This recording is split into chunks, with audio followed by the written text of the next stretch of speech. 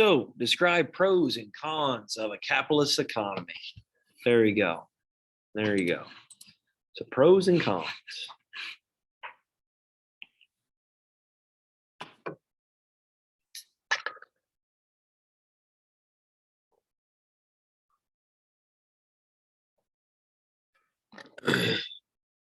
So it might be worthy to try to describe what a capitalist economy is first and then go from there.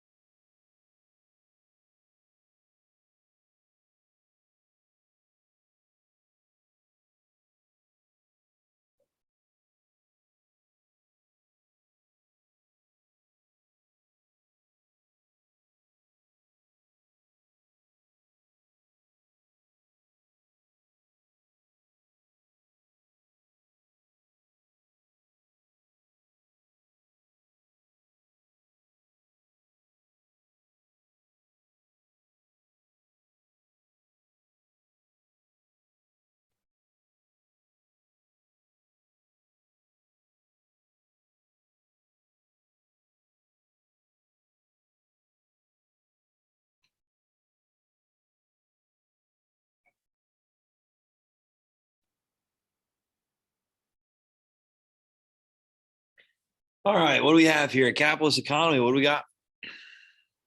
What do we got? What is it? Gracie, go ahead.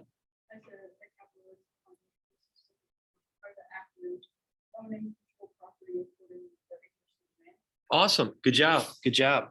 So this is privatized business. Okay. This is looking to keep the government out of the workings of the economy as much as possible and that the economy will regulate itself. So we talked about laissez-faire. That really just means a hands-off approach, that the government just wouldn't really have its workings in the economy at all. If any, obviously there might be a little bit form of it depending on the situation. But capitalism, the United States, is primarily a form of economy. And this is what really benefits us to have a high GDP. I showed that map yesterday and really just showing GDP per capita all around the world. And the United States was the darkest blue you can get, which was the highest profitability. And when you look at it, it's the highest standard of living. So a lot of the products, a lot of the goods we have is top notch. And there's a reason for it, thanks to capitalism. All right. So what are some pros to capitalism? What are some benefits? Connor, what do you have for some benefits and pros? Yeah, good job. So lower prices, right? So as these companies, these private organizations are coming together, maybe coming to fruition, they are making new innovative ideas. They're trying to benefit the society as a whole because of this competition amongst other private businesses that are maybe making a similar or the same product. All right. So as this is going on, this is creating a production level, which is giving people jobs. And these people are making wages with these jobs that they can spend out in the economy and boost the economy. With a higher supply, we mentioned this yesterday as well. What happens to the price? It goes down, right? Yeah. So with a higher supply of goods and in a capitalist economy, especially, these goods are going to be of high quality. So obviously, they want to have an upper edge above their competition. So competition is great for the workplace. Okay, it's certain examples of it, right? In certain situations, let's say of a depression, maybe competition isn't as great because you want to make sure you have to as many people working as possible. Try to limit the number of unemployment numbers. All right, good. So supply, that's what you mentioned, Connor. Good job. So with a high supply means lower prices. And we mentioned a little bit about demand yesterday as well. How does demand fit into play with the supply and price? Go ahead, Connor. So there's like high demand for something, the prices would be high. Yeah, good job. So prices and demand pretty much work similar with each other. They work in a parallel with one another. If there's a high demand of a good, of a product, okay, that means there's going to be a higher price for that good. Chances are, if there's a higher demand, there's going to be a lower supply of that good. Does that make sense? Okay. All right, good. What other pros do we have to capitalism? Go ahead, Gracie. Lower tax rates. Okay, good job. Good job. So as the economy is booming, people are making wages. Okay, and as there's more production and competition in the workplace, you want to make sure you have the best workers. And to make sure you have the best workers, you're going to have to offer them a strong salary. So with a strong salary means that there's going to be more economic process or economic value in the market where people are purchasing goods and purchasing products and the economy's boosted. All right, good, good. 40, what other pro do you have here? I have that gives small businesses the opportunity to grow their business and they can sell the product easily. Yeah, good job, good job. So it gives many opportunities for private industry, smaller businesses. So with smaller businesses, maybe with capitalism at the start, before the progressive era, those had me for American history. This is one of the concerns. It's, well, these larger corporations might buy up the rival, right? They might try to put the competition out of work or just consume it, right? And form a monopoly. That could happen, right? But yeah, with capitalist economy, especially if they have a good service or a good product, chances are you have a good kickstart that'll benefit your small corporation, your small business. Connor, another pro maybe you could mention? Higher level of freedom. Yeah, higher level of freedom. Good job. Individualistic efforts, right? So individualism prospers in capitalism as you're separating yourself from the government. Okay, you have increased freedoms and you have the ability to start a business or a corporation or obviously make a profit off of that and be very beneficial to society. So individualism, great, good job. Gracie, you have another one?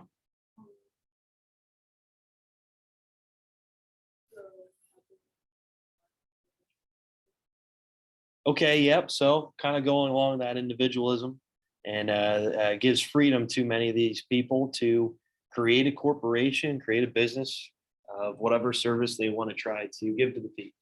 All right, good. And real quick, one thing I want to mention about it is innovation, right? With capitalism, you constantly see growth and innovation and applying new forms of technology to the workplace. All right, to try to keep a leg up against the competition, you constantly see businesses working against one another, and to a point where you're going to see progressive, and they're going to see there's a lot of progress with the development of new technology and new innovations to help with that corporation and that business. So new the top of line stuff, okay? And it's not going to be stuck in the same lines of production for years on end. There's going to be constant change, evolution, and growth. All right, good, good. What about some cons to capitalism? Forty, what do you have? Since everything is privately owned, businesses limit themselves to what happens to their funds. Awesome. Awesome. Yeah. So one of the cons that you can mention is that these private corporations don't have to really answer to anybody, right? They can sell to whoever they want. And we talked a little bit about yesterday, and I mean, you might hear it in the news a little bit. Some of these big corporations like Apple, like Google, they work with other countries. And is it coming to a point where we might actually see a rival, okay, maybe an opponent, let's say like China, where they are allowing some of these businesses to, well, maybe they're paying some of these businesses to utilize some of their advancements. And they see these advancements in their country and apply it in that country. So could this be maybe a drawback to our national security? It could be, right? It could be. And I know I mentioned before with oil and gas being sold to, let's say, Nazi Germany during World War II.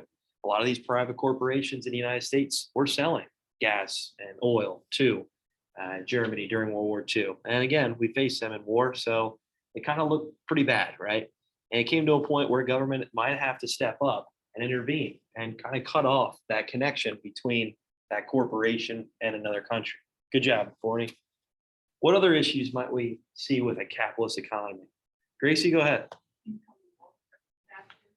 Yeah, good job. Good job. So we talked about the Gilded Age, maybe mention that in one of your history classes. Some of these tycoons, these famous industrial giants, as they're becoming so wealthy, the middle class, lower class, there's a huge gap between, right? It's to the point where they almost own 90% of the wealth of the country. And there's a lot of truth to that, right? So wealth gaps might occur a lot within a capitalist economy, where you might have a rich elite few, and really the majority of the people are making minimum wage, or they're middle class citizens that are maybe not seeing a lot of that profits. Good, good. So wage gaps, that's definitely a good example. Another Connor? Higher property prices and rents. Yeah, good job. Good job. So let's say you're in a developed area. Okay, maybe you're moving to an urban city where there's a lot of opportunities for jobs, right? With that, more people being involved in that area, and there's more developments, there's more, let's say, luxuries in that area. Chances are you're going to see higher rents, right? You're going to see higher purchases of land, okay, or even home prices. And it's amazing to look at some of these homes that are being sold, especially during the pandemic right now. It's pretty crazy with this housing market. And is it going to burst? Who knows, right? Who knows? But let's say you look down into Harrisburg. You look down into maybe, obviously, the West Coast in California is pretty wild. San Francisco, especially, is ridiculous with the home prices. And some of them people are selling their homes for millions and millions of dollars. And you might actually see the same cubic space as what your home is now here in Pennsylvania. And it's just wild to think about. It just goes to show there's a lot more innovation there. There's a lot more industries, though, okay, and luxuries in those types of areas. All right, good, good. So that's what I wanted to talk about today a little bit with the capitalist economy. I already went over the vocab yesterday, so we're just going to jump right into the PowerPoint. And then I want to get you the assignment, which I might give you a little bit of time to work on that tomorrow then.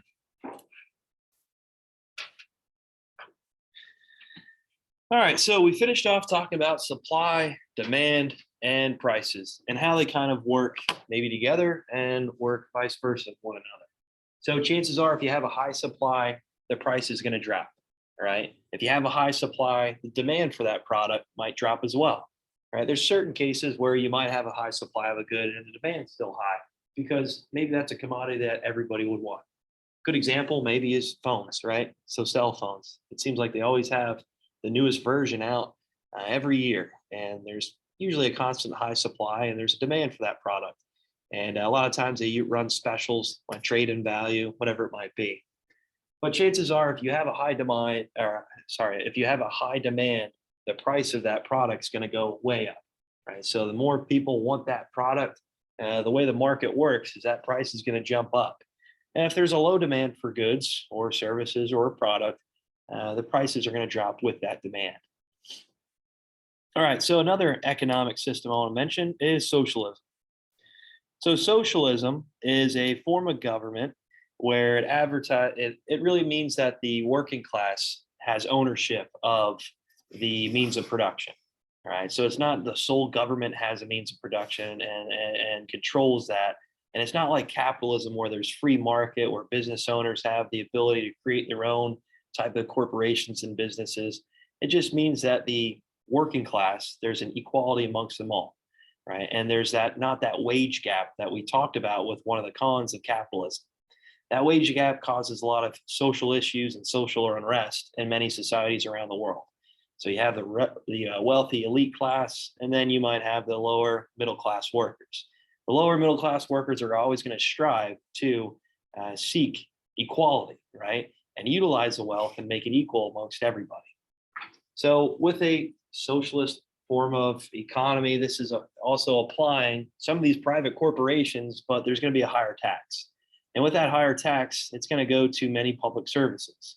So free healthcare, right? Education. And there's a lot of things that socialism promises to people that are very beneficial. But you got to think there's always a price to it, right? There's always a price to these commodities. There's always a price to these services. And one of the major things is why you don't see socialism being successful around the world is because these high taxes, it almost eliminates the point of innovation that capitalism brings, right? If everybody is being paid equally, if everybody's, let's say a product is kind of controlled and there's a high taxes on these products, chances are you're not going to see that economic growth. You're not going to see people trying to overachieve to reach let's say a prosperity, right? So you're going to kind of see equality amongst the board, and you're not going to see that innovation that a capitalist economy might bring. So again, power belongs to the working class. An example: China, the Soviet Union, okay, Yugoslavia, and there's other countries around the world that are kind of shifting towards socialism or might have a balance of socialism and capitalism, which the United States has a mixed market economy. We do have social programs in our form of economic system. It's mainly capitalism, obviously, but we do have social programs that help and provide for the people, like education, okay, forms of healthcare, and obviously supplying transportation, roads, bridges, infrastructure. All right, so communism is just really the government controls everything, right? The government controls the means of production. It controls setting the prices, the wages for people. And a lot of times, obviously, it's equal around the board. But with a communist government, okay, these political figures, the government controls everything. So they have really a cap on all means of production, wages, okay, social class. There's really not there's no differences of social class. Maybe with politicians, though, right? These public figures, they have a higher earning, obviously, because they're making most of the decisions. They have a means of all production, all property. Example, okay, Cuba, Vietnam, Soviet Union during the Cold War, after World War II, well, after World War One. So communism is government control. All right, so here's just I think this is helpful. If you guys want to take a picture of this, that would be great. So ownership and control in a capitalist economy, individuals control the means of production.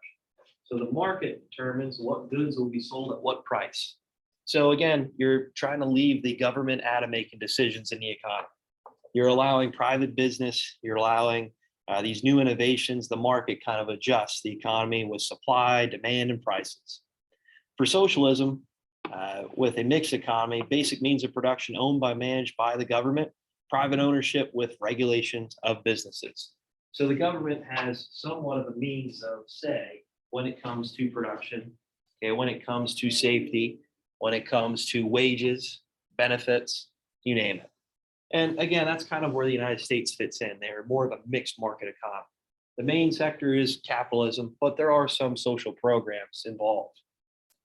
Communism, government owns everything, means of production, and determines what goods will be sold at what price. So again, you're not going to see as much innovation in these types of economic systems because they're all set by the government. Competition. So this competition in capitalist economy, which I described, keeps prices low and equality high.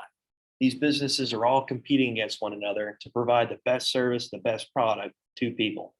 And with that, they need to make sure their prices are affordable. So this is overall going to benefit the standard of living for the people residing in that country. So if you can afford these products, right, and if you have better quality products, you're going to be a pretty happy camper. All right, socialism, cooperation, stress over competition. So within these socialist forms of governments, you might have unions, right, where people are paid the same across the board, right? And this is beneficial, obviously, because there's equality. There's no one getting paid more than another person. But if you think about it, if people are getting all this paid the same, this might eliminate that advancement for someone. Okay, that individual goals or an advancement for one person to continue to seek the benefits, right? And there's many examples that you could use for that. If we're all getting paid the same, let's face it, Forney, you're going to put more work in than me. No, right? You're just going to kind of do the bare minimum of what the job states, and that's it, right? You're not going to spend extra time at that job to continue to work or benefit the company. Does that make sense? Okay. All right, so communism, no competition, lower quality goods. The government controls it all. So that means they're going to try to pump out everything as cheap as possible, and they set the prices, so it really doesn't matter. You're not going to see that innovation. You're not going to see these new forms of technology being applied to the workplace. All right, standard of living. Kind of mentioned this one already as well. For capitalism, we have a high standard of living, economic security, individuals free to earn profits, obviously with buying stocks and being a little bit more risky in the market, but you might see fortunes gained. All right, so socialism, high standard of living, and economic security, but there's high taxes, right? There's very, very high taxes because this is supposed to supply for these public services that are promised. So like education, maybe healthcare, right? There's many other examples that it can state that socialist economy will supply for the people. So yeah, there's prosperity through capitalism, okay, but at the same time, these social reforms kind of set things back a little bit for that expansion and innovation. But at the same time, you're getting free school, free healthcare. You can imagine that going to college, right? These college expenses are pretty crazy. And if you're thinking about going to maybe a vocational school as well, those prices are really outlandish. But in a socialist economy, socialist government, you're going to get that for free. Again, I mean, there's drawbacks to it, right? There's benefits to it as well. So communism goal is equality for everybody. So enforced by the government. So the standard of living is just equal across the board. There's really no, in many cases, communist countries, you're kind of getting the bare minimum. You're getting the scraps of things pretty much, what the government's going to supply to you. All right, real quick, scenarios. Scenario one. So you guys are we're going to talk about it, discuss what type of economic system this is about. So in this economy, manufacturers of automobiles control the number of vehicles produced each month in an effort to avoid surpluses that would minimize their profits. So I'll let you think about it for a little bit, and then we can decide what type of economic system it is.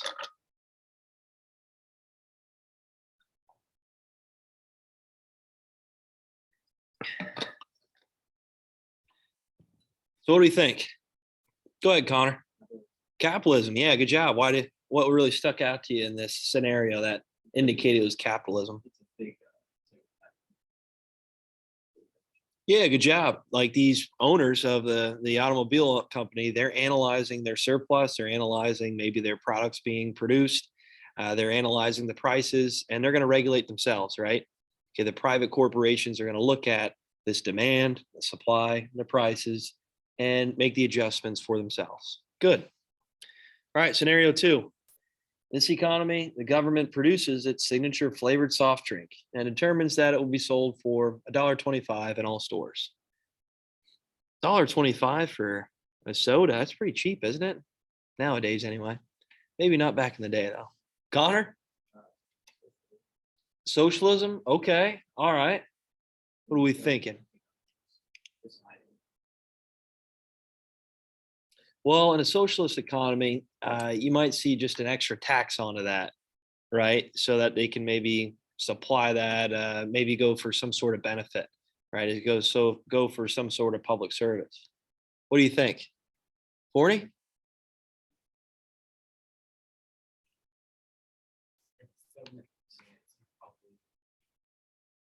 Yeah, yeah, good job. Yep, good job. So within a socialist economy, you do have private industry, you do have private business, but there's some sort of regulation placed by the government. And this here, the scenario saying the government produces its own signature flavored soft drink and they set the prices. Okay, good. Scenario three, in this economy, unemployment is around 3%. And although taxes are high, all members of society have access to good schools and hospitals. What do we think here? Gracie, what do you think? So reminder, there's a lot of tax, right? There is a low unemployment for the most part. Yep, good job. Socialism, good. And the thing that really brought away was because it talked about some of these unemployment levels, which were pretty good. And at the same time, this is allowing for public services for the people. But there's a high tax, right? Very, very high tax. All right, scenario four. In this economy, there are only three types of automobiles to choose from. They often break down and they're all painted a light brown color. So you don't see that individualistic and maybe product, right? You only see three choices really. Gracie, what do you think?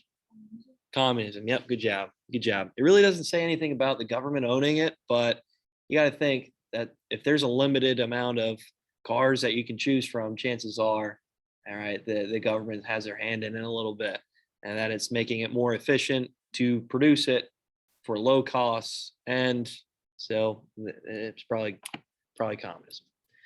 Scenario five, in this economy, you're the owner of a construction company, but all your materials to build houses is regulated by the government to ensure safe housing for all.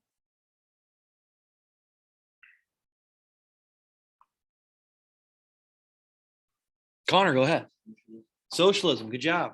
Why do you say socialism? Other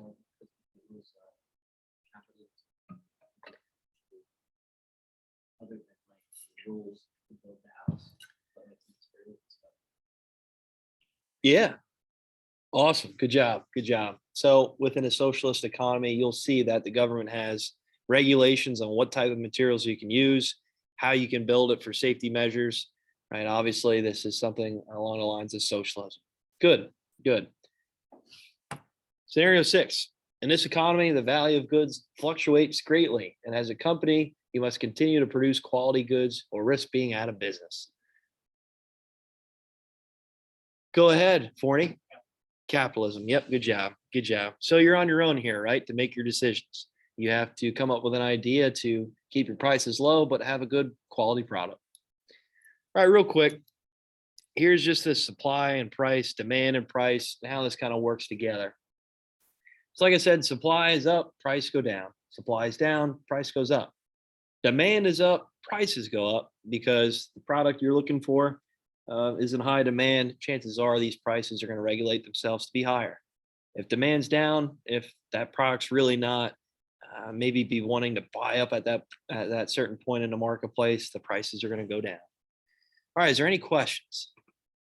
Okay, okay. So here's your assignment. You can work on it a little bit if you want to now. I'm going to have it due tomorrow at the end of class. And I'm going to put out your study guide then as well tomorrow, so you can work on that. I was thinking Thursday review, Friday exam. Sound good?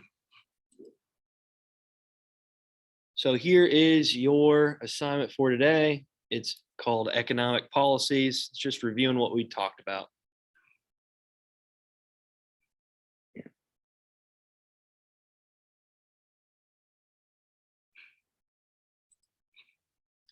There we go.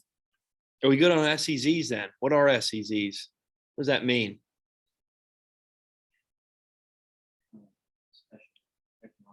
Yeah, good job. Special economic zone. What is that? Where can you find a special economic zone? Where can you find them?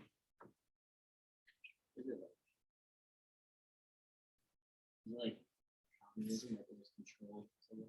Yeah, yeah, good job. So China has these special economic zones, and one in particular is Hong Kong, right down here.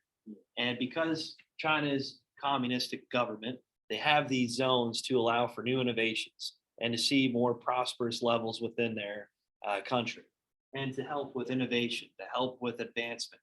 If they didn't have these special economic zones, chances are they'd be behind the eight ball, right? They wouldn't have the ability to adapt, to evolve.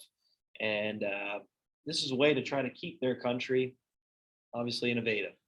And with the communist government, yeah, they have a firm grasp on it. They control what is being produced and what can happen. But these special economic zones allow for these new innovations to appear in their country. Does that make sense? So when you look at China, it's not solely communistic. It really just wouldn't work, right, if it was. And you wouldn't see their prosperity as a country as much without these zones. What's up, Connor? Like communist countries like that. Most of them do, yes. Most of them do. You know how we talked about Venezuela yesterday?